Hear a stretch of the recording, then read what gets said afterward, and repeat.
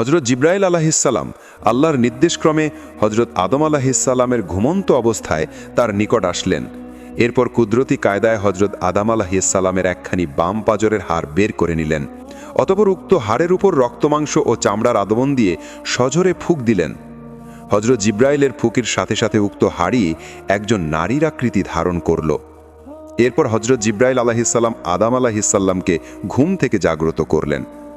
হজরত আদম আলাহিসাল্লাম জাগ্রত হয়ে তার সম্মুখে অপরূপ সুন্দরী চাঁদের ন্যায় উজ্জ্বল এক যুবতীকে দেখে তন্ময় হয়ে তার দিকে তাকিয়ে রইলেন। এরপর হজরত জিব্রাইল আমিন তাদের লক্ষ্য করে বললেন, হে আদম, ইনি আপনার জীবনসঙ্গী বিবি হাওয়া আলাহিসাল্লাম। হজরত আদম এমন কথা শুনে অত্যন্ত আনন্দিত হলেন।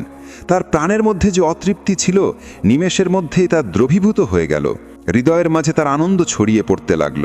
তিনি এত আনন্দিত হয়েছিলেন যা বর্ণনা করে কোনোদিন বোঝানো সম্ভব নয়।